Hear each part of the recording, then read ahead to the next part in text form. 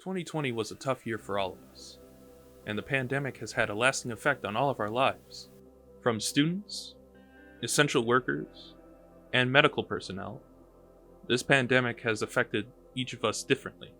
While some students welcome the shift to always online, other students, like Jordan, find it more difficult to stay motivated and interested in her classes. I have lost a lot of passion for what I'm doing. Not that it's passion that can't be regained, but it's a lot harder to be passionate about your work and about your academics and things like that when you're not having that person-to-person chemistry and discussion and having those really enlightening conversations that I really enjoyed in my upper coursework.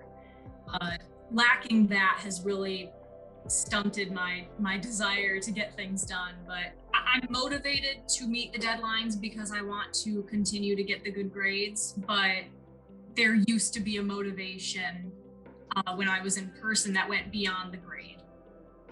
There was really a desire to understand what I was working with and a desire to improve my knowledge and expand my knowledge.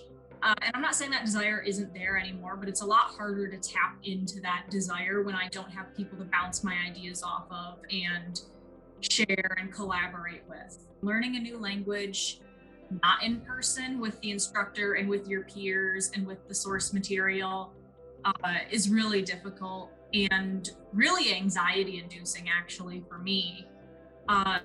Because I feel as though there are 100 little eyes on me when I'm in Zoom trying to speak and trying to stumble my way through this language that I don't know super well. Something that I didn't expect was that I really miss being in class. Like I really miss being in the classroom environment. Trying to communicate through Zoom is awkward and stressful and stilted, and I always feel like I can never answer a question at the right time, or I'm always interrupting someone on accident, or someone's always interrupting me. So I've been much less willing to communicate in my classes or answer questions or spark discussion than I would have been in person. While Jordan can work safely from home, millions of people like Brandon and Eamon have had to deal with the stress of being essential workers and having to deal with the increased number of online orders since the pandemic began. It's been a lot harder on us, like the stockers, because we struggle to catch up with these online orders, and we're trying to get all this product pushed on the floor, but sometimes it ends up us going back there and just digging through pallets for the online orders. They're actually going to be renovating part of our store. They're going to be making a designated online order pickup, which I think is pretty cool. So what they're doing, by doing that, it's going to free up the space up front. And so the area, the guests can actually walk in and get their online order in the separate area, so they're not holding up anything up front. There's been a lot of people overbuying, like toilet paper and food supplies, and they've been real stressed, like getting mad at us because we don't have it. Where are you getting it? When are you getting it in? We honestly don't have the answer. We can't just magically bring it in when we need to. It just gets stressed because the customers get mad at us, and it's like, it's not our fault. We're just trying to stock the shelves, and they're overbuying it, and then the people that really do need it can't get it, and what are they supposed to do? My stress for retail has gone up a lot. Especially, I'm also a college student and I'm working full time, so it's really hard to balance everything right now with all the stress at work and the hours I'm picking up, as well as my online classes. But work's been really good about it. They've been really understanding, and so they're working with me. They told me I can have a more flexible schedule when it comes to that, and if I'm like too overwhelmed, I can tell them not schedule me as much. As the risk of COVID-19 grew, more and more businesses had to close. And being the profession with some of the highest risks of catching COVID-19, dentists found themselves laid off for the first time in their careers. Because we're in such close proximity with our patients, we were one of the at the higher risk workplaces to be exposed to COVID patients. So that's why the governor shut dentistry down. We use high speed, hand pieces to do fillings, to even just to clean teeth, to polish teeth. It's all aerosol production, and that is how the virus gets spread.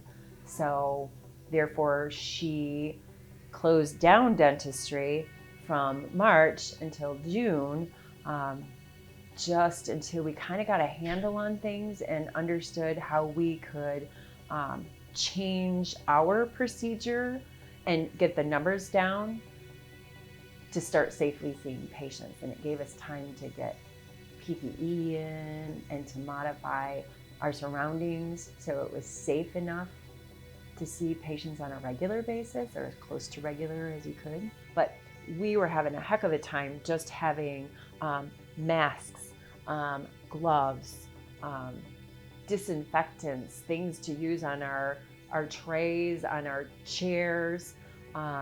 Doctors used some of the money that they had gotten from the government to get air purifier things.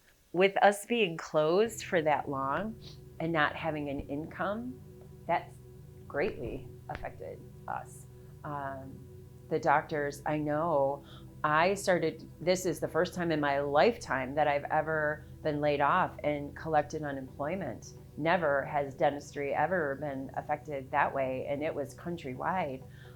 The doctors were in constant contact with colleagues all over the country, so they were trying to put their heads together to figure out a way, like, okay, when we finally get the okay, how are we going to do this? But there were, without having any income, there were grants and loans that were available to all these smaller businesses, which dentists usually fall under. So we were able to stay afloat through that. But it's still, almost over a year, it's still kind of being felt. So it's been interesting. I think it's forced dentistry to kind of look at what we did in the past, that we thought we were okay in our usual. Now we're definitely aware of how I don't think any of us were really prepared for the aerosols. So it's made us heightened. And now it has made us stronger as far as disinfecting and cleaning and providing a safer work environment and providing a safer environment for our patients to come into the offices. So I think it's just making dentistry better. Honest, I don't know that I did well with coping. I think I just chugged along. I think I just tried to push through, and I'm still trying to push through, and I don't know if I'm coping well or not, but I'm mostly just trying to ignore everything that stresses me out. I don't think that's healthy, but that's kind of where I'm at. Basically, I just learned to keep on a happy face and just try to, the customers that get uptight, get upset, I try to calm them best I can. And after a day of work, I usually just take out the stress at home, whether it be just chilling, reading a book, or playing on Xbox or doing something like that. Just try to not let all this COVID and stuff get to me. Just kind of like chill it out. It'll be another new day, and just try to keep things calm and peaceful. I already got COVID, but so that kind of made me more stressed just recovering from it, because I've been weaker and been more tired. So I've been just trying not to let it get to me and trying to think more positive when I'm at work and at home, and just saying I can get through this.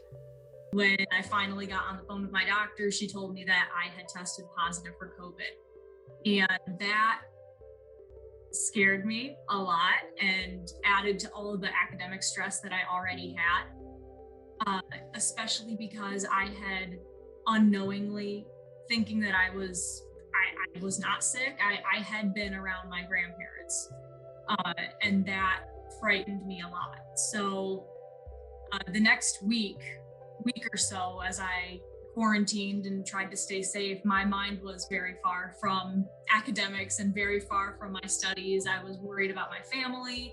I was worried about myself. I was afraid that I might have really hurt the people I loved the most. Thankfully, nothing ever came out of that. It didn't spread from really anyone else from me, but it was very distracting in the worst way possible for me. My grades didn't suffer, but I was distracted, and I had a hard time focusing on anything else other than my diagnosis at the time.